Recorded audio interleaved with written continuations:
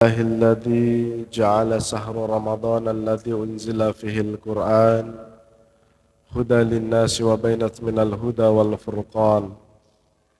أشهد أن لا إله إلا الله وحده لا شريك له وأشهد أن محمدا عبده ورسوله. اللهم صل على محمد وعلى آله وأصحابه أجمعين. قال الله تعالى في كتابه الكريم: أعوذ بالله من الشيطان الرجيم. بسم الله الرحمن الرحيم. يا أيها الذين آمنوا كونوا قوامين لله شهداء بالقسط ولا يجرمنكم شنآن قوم ألا تعدلوا اعدلوا هو أقرب للتقوى واتقوا الله innallaha khabirum bima ta'malun. Subhanaka la ilma lana illa ma 'allamtana innaka antal alimul hakim. Rabbi israh li sadri wa yassir li amri wahlul 'uqdatam min lisani yafqahu qawli. Hadirin jamaah salat Isya dan tarawih Masjid Al-Fat yang insyaallah dirahmati Allah Subhanahu wa taala. Dalam kesempatan yang berbahagia ini, marilah kita senantiasa bersyukur kehadirat Allah Subhanahu wa taala atas segala karunia nikmat yang Allah senantiasa limpahkan kepada kita sekalian. Dan alhamdulillah di bulan suci Ramadan ini kita telah melaksanakan ibadah puasa dan hari ini masuk pada malam yang ke-17. Ramadan adalah bulan diturunkannya Al-Quran, ya. Dzalikal kitabu la raiba fih hudal lil muttaqin. Sebuah kitab suci yang tidak ada keraguan di dalamnya.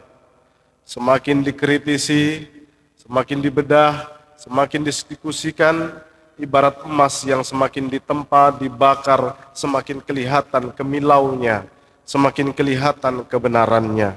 Itulah Al-Quran. Semua konsep dalam kehidupan ini semua ada dalam Al-Quran.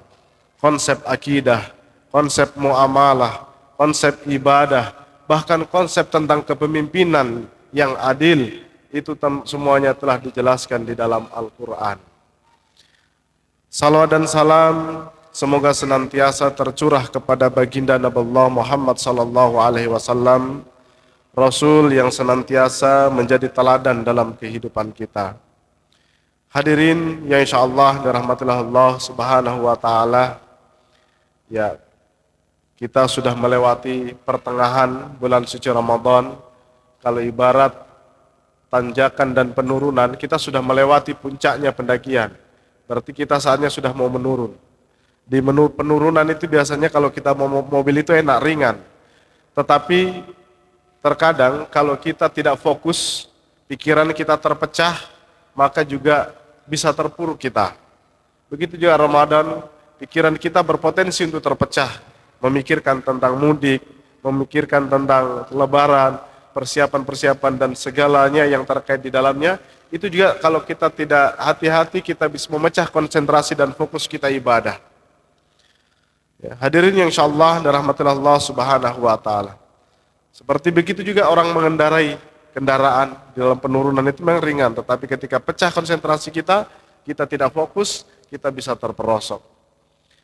Hadirin yang insyaallah dirahmati Allah Subhanahu wa taala. Dalam kesempatan yang singkat ini, saya ingin mengutip sebuah kisah seorang pemimpin yang fenomenal, yang memiliki keadilan yang luar biasa. Bahkan seorang pemimpin yang adil itu ada 3 orang yang doanya itu tidak ditolak oleh Allah Subhanahu wa taala, yaitu imamun adil, imam yang adil, kemudian orang yang berpuasa sampai kemudian dia berbuka, lalu kemudian orang yang terzolimi. Pada kesempatan ini saya ingin menceritakan sebuah kisah seorang khalifah yang dia menjadi khalifah hanya 2 tahun 5 bulan 10 hari. Tidak cukup 5 tahun, 1 periode kalau bupati atau gubernur.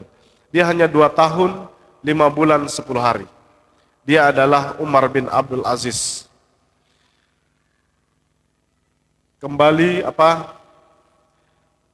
melihat daripada buyutnya atau yang buyutnya, yaitu Umar bin Khattab.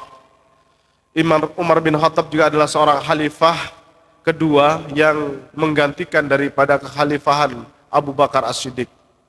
Satu kebiasaan yang dilakukan oleh Umar bin Khattab adalah sebagai seorang khalifah, dia senantiasa memastikan kondisi rakyatnya. Sehingga dia punya kebiasaan patroli di malam hari, masuk lorong keluar lorong untuk mengetahui bagaimana kondisi rakyatnya. Dan itu dia lakukan di malam hari, bukan di siang hari dengan kemudian diliput media. Tetapi dilakukannya hanya malam hari, sekedar untuk memastikan bagaimana kondisi rakyatnya. Kemudian saat itu dia masuk di pemukiman-pemukiman orang miskin, ada tenda-tenda di sana, di mana tenda-tenda yang lain sudah padam lampunya, tetapi ada satu tenda yang masih menyala lampunya. Maka Umar bin Khattab mendekatlah ke tenda yang masih menyala lampunya itu. Perlahan-lahan didengarlah dialog antara seorang ibu dengan putrinya. Ibunya itu mengatakan, "Wahai anakku, hari ini hasil perahan susu kita itu cuma sedikit. Kalau dijual hanya mendapatkan uang sedikit sehingga tidak memenuhi kebutuhan kita.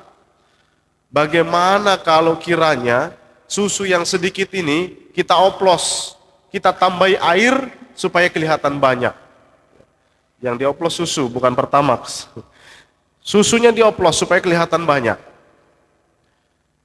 Lalu kemudian putrinya itu mengatakan kepada ibunya, "Wahai ibu, bagaimana sekiranya apa yang kita lakukan ini itu diketahui oleh seorang khalifah, diketahui oleh Amirul Mukminin, yaitu Umar bin Khattab." Maka ibunya mengatakan, "Tidak mungkinlah, pemimpin jam begini sudah tidur, sudah istirahat. Ya, tidak mungkin dia akan mengetahui apa yang kita lakukan." Maka anaknya dengan tegas mengatakan, "Wahai ibuku, sekiranya Umar bin Khattab memang tidak mengetahui kita, tapi saya yakin bahwa Tuhannya Umar bin Khattab mengetahui apa yang kita lakukan saat ini." Maka dialog itu betul-betul didengar dengan jelas oleh Umar bin Khattab. Lalu Umar bin Khattab pulang ke rumahnya, ya. Lalu keesokan harinya dia memanggil putra-putranya. Ada Abdullah ibnu Umar, ada Aslim ibnu Umar, dan beberapa. Kemudian bertanya, "Siapa di antara kalian yang siap menikah? Saya memiliki calon, ya, seorang perempuan yang memiliki kejujuran yang luar biasa. Cantik parasnya, baik akhlaknya, dan kejujurannya luar biasa." Maka Aslim ibnu Umar langsung angkat tangan, "Saya." Dinikahkanlah dengan perempuan itu. Ya, singkat cerita, dari pernikahan Aslim ibnu Umar dengan perempuan tadi, lahirlah seorang perempuan yang dikasih nama Laila. Dari rahim Laila inilah kemudian menikah, lahirlah Umar bin Abdul Aziz. Umar bin Abdul Aziz, singkat cerita, sebagai seorang khalifah yang ketika dia menjadi khalifah, kondisi perpolitikan saat itu sangat keruh juga, sangat tidak kondusif. Sehingga kemudian dia hanya 2 tahun 5 bulan 10 hari menjadi khalifah. Pada saat awal menjadi khalifah yang dilakukan adalah bagaimana salah satu programnya adalah membentuk Baitul Mal dengan menggerakkan kesadaran orang, menggugah kesadaran orang untuk sadar berzakat. Sadar zakat. Zakat itu kemudian dikelola dengan penuh pertanggungjawaban, disalurkan sesuai dengan ketentuan-ketentuan, dengan amanah. Ya. Hadirin yang insyaallah dirahmati Allah Subhanahu wa taala. Di awal-awal kepemimpinannya, 1 tahun pertama kepemimpinannya, itu sulit sekali untuk mengajak orang untuk berzakat. Tetapi karena yang tersalur walaupun sedikit itu dia mampu kelola dengan amanah. Ya, diberikan kepada orang yang berhak, orang diberikan modal untuk usaha, sehingga orang yang berzakat itu terus tumbuh, bertambah karena percaya. Dan orang yang tadinya tidak mampu dikasih modal usaha, sehingga kemudian dia kembali menjadi orang yang berzakat. Sehingga Baitul Mal itu penuh dengan harta zakat. Ya. Sehingga kemudian zakat disalurkan kepada orang miskin. Orang miskin pun habis, dan justru orang yang berzakat semakin banyak. Ya. Dicari orang miskin sudah tidak ada lagi di sekitar situ, dicari lagi keluar. Sampai tidak ada lagi orang miskin yang bisa dikasih zakat tadi. Sampai kemudian diberikanlah kepada para militer. Ya, para militer difasilitasi, diberikan kehidupan yang layak. Sudah layak kehidupannya, harta juga masih banyak di Baitul Mal. Maka diperintahkanlah, coba cari orang yang berhutang, yang dia punya tanggungan, sulit hidupnya dia karena hutang. Dibayarkan hutangnya, masyarakat yang punya hutang itu dibayarkan. Dilunasi menjadi potensi orang yang berzakat, muzaki lagi. Dan semakin banyak harta, semakin berlimpah, orang miskin tidak ada, orang yang berhutang tidak ada lagi yang bisa dikasih. Yang pertamanya sulit mencari orang yang berzakat, dimasuk di tahun kedua itu sudah susah sekali mencari orang yang mau dizakati. Semua orang sudah sejahtera. Sampai Umar bin Khattab mengatakan, coba cari di seberang sana, orang Nasrani, orang Yahudi, yang mungkin kehidupannya belum layak, yang dia mungkin punya hutang, coba dibayarkan hutangnya, diberikan kehidupan, dibantu dan lain sebagainya. Orang Islam saat itu perkembangannya luar biasa, berbondong-bondong untuk masuk Islam, karena dia merasa terlindungi, merasa disejahterakan, jelas dengan konsep Islam, dengan konsep zakat tadi.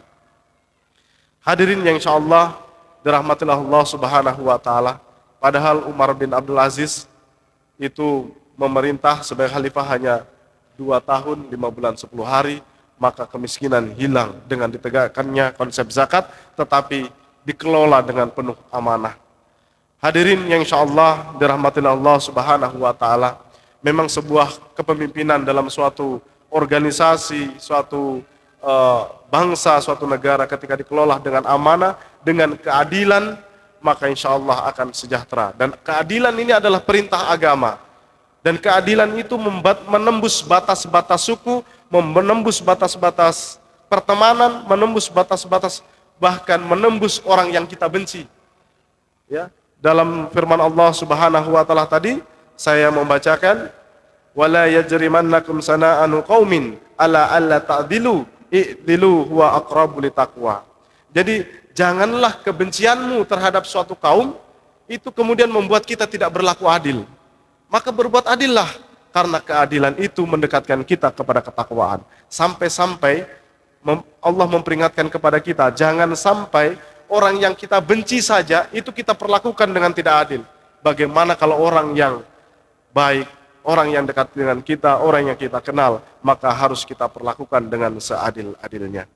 Hadirin yang insyaallah dirahmati Allah Subhanahu wa taala, demikian uraian singkat, saya hanya mengutip satu kisah. Mudah-mudahan ini menjadi inspirasi bagi kita sekalian, dan insyaallah kita optimis, mudah-mudahan tempat kita tinggal, kampung kita dipimpin oleh orang-orang yang amanah, yang kemudian mewujudkan sebuah tatanan masyarakat yang adil, sehingga terwujud sebuah tempat, kampung, negara, baldatun thayyibatun warabun ghafur.